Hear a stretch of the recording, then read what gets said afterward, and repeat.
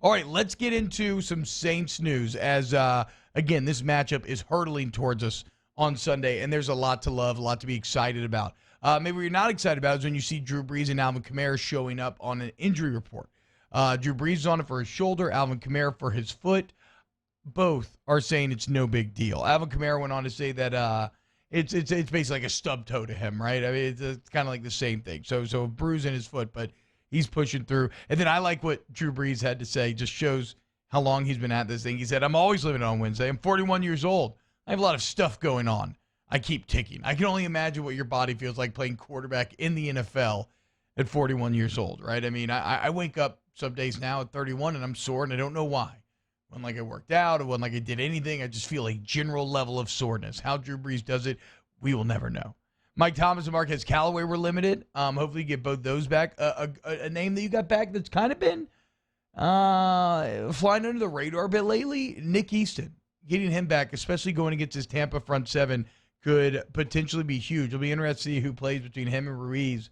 But he is back from concussion. He is practicing fully, as is Emmanuel Sanders, who has returned from that COVID-19 list. So the Saints getting healthy, getting guys back at quite literally exactly the right time. I mean, we touched on it yesterday. This is a fascinating matchup where you could have you could have Antonio Brown and Mike Thomas both returning in the same game. We talk about receiving star power.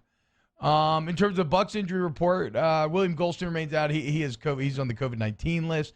Ali Marpet missed their guard, missed a practice on Wednesday with a concussion. Chris Godwin is an interesting case because he is back practicing on a limited basis, but he's coming off of a broken finger, and they basically said, like, it all depends with Godwin. Can he actually catch the ball? If Godwin is back, then that Bucs receiving core gets even more extreme, as you will now have Mike Evans, Antonio Brown, Chris Godwin. You got Gronk, who's been coming along, and you have Leonard Fournette. How about this? Leonard Fournette is Booger called this. Remember a couple weeks ago, I was like, "Oh, what about Ronald Jones?" Everybody's talking about Fournette, but here he is. He had three 100-yard games in a row. He was fifth in the NFL in rushing yards. Well, since that moment 2 weeks ago, in which Booger kind of laughed at me and said, "Look, Fournette was hurt. He will be the starter as he continues to acclimate." Since that moment, Jones has 20 carries for 57 yards. Fournette has 26 carries for 102.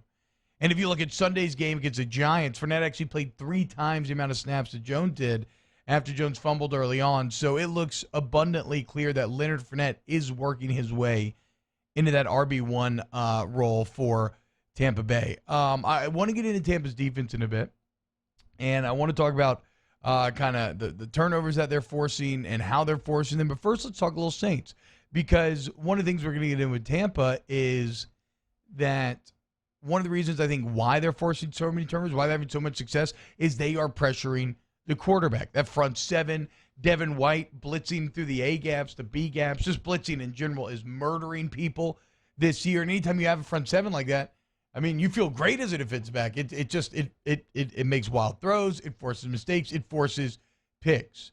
Well, how about this Saints pass rush? It's gotten much better since Marcus Davenport has returned. I mean, you could just feel it. But how about the numbers behind Marcus Davenport? I didn't quite realize this. This comes from the Pro Football Focus Saints account at PFF_Saints. So he was hurt, obviously, at the beginning of the year. But since he's been back, look at this impact. He has a 27.9% pass rush win rate. All this means is that basically on 28% of the times that he is rushing the passer, he is beating that one-on-one block. He is winning that exchange. If you think 28%, well, is that good? Is that bad? How's this for context? That leads all NFL defenders who have at least 50 pass rushes here in 2020. So quite literally, if you've rushed a passer at least 50 times, no one has been as consistent or effective as has Marcus Davenport. If you also look at his overall number of pass rushers, if he is getting QB pressures at a 19.7% clip, essentially 20%. So what that means is 1 out of every 5 times which he rushes, he's almost getting home. And again, that would go with the win rate. And again, in terms of, well, where's the context here, T-Bob? Is that good? Is that bad? That is third among all NFL defenders. So you are seeing the growth from Marcus Davenport that you wanted to see so long, right? I mean, you are seeing why you committed all these resources to him. And I think the reason why you're seeing it is a couple of things. Look, first off, I think it's just quite simply, it's experience. It's time on task. One of my best friends from LSU, Joe Barksdale, played O-line in the league for almost 10 years. And I remember talking to him going into year 7, and he's telling me, I feel like I finally know football for the first time. Imagine that. You've been playing the game of football since you're 9 years old. You played it on every single level. You've been in the league for 7 years. And at that moment, you feel like you're finally just truly knowing the game of football and it's in and out. So the ceiling on the learning curve, it's infinite. You can always be learning. You can always be improving. And that's what you're seeing with Marcus Davenport. And I really liked what Dennis Allen had to talk about or was explaining when he was talking about the improvement that you've seen out of Marcus Davenport. And to me, Musso, it kind of reminded me of baseball a bit, where when Marcus Davenport was young, he was just relying on his brute kind of physical ability, right? And that's fine. He is elite in the physical department. It's why he got drafted so high out of UTSA. And you can still have success just by taking advantage of those physical skill sets. But where you bring it to the next level, where you end up leading the league in pass rush win rate, where you end up third in pressures in the league, is when you take that physical skill set that you have and you elevate it to another level because you've improved the mental side of your game. And so instead of just relying on your natural instincts and reacting to what the offense does, you go in there with a plan, right? And I say it reminds me of baseball because when you're thinking about being a pass rusher, and it's not as one-sided as baseball because both are trying to do this, but it's a bit like hitting where you're trying to kind of guess or recognize pitches, right? Okay, is this lineman heavy on his hands? Is he light on his hands? You can see that bend in the fingertips. If he's heavy, depending on the situation, right? Is it 1st and 10, 2nd and 5, 3rd and long? You use all of these different elements to try to figure out, okay, is it a run or a pass? Again, you see those bent fingers, there's a good chance it's a run. You see those light fingers, there's a good chance that guy's kicking back and it's a pass. When you're looking at the formation, does it look like he'll have help? Is there a running back on your side that could chip you? Is there a tight end? Do they motion somebody in right before the snap? Based on your film study, do you have an idea of which way the protection is sliding? I mean, all of these different elements come together. You have to quickly assess all of this, and then you make a plan, right? And it's not that your plan is always going to work, right? I mean, people guess at pitches in the MLB, right? You think, okay, I'm getting a fastball here. I'm going to change up here. And you're not always right. But when you are, big things can happen, right? And when you look at the rates, it is kind of similar, right? A 20% pressure rate is considered elite. And so you need to try to be right like 1 out of those 5 times. And that's what you're seeing out of Marcus Davenport this year.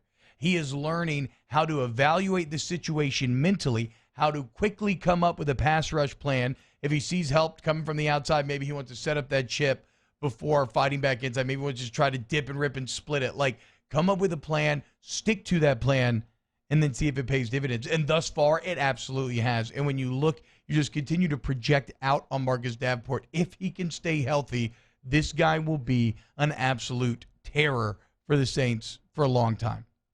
So he's been spectacular. And his ride's got to make Saints fans feel. And that's also like if you're talking about being needed because Cam Jordan's taking a bit of a step back, it feels like this year. That has definitely helped out a lot in that regard. And look, this is the conversation that's going to be on the line for the Saints on Sunday. Is this truly a contender, right? Or is this truly a Super Bowl caliber Saints team? And it's tough to be a Super Bowl caliber Saints team without an elite pass rush, or maybe at least one elite pass rusher, right? It's something that you're seeing the Titans run into right now. It is killing them.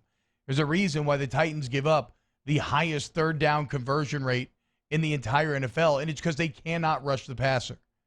There's a reason why the Saints have been so much better at getting off the field on third down since Marcus Davenport returned, and that's because they are rushing the passer much better. And speaking of which, that's why Tampa's been so damn good at forcing turnovers this year.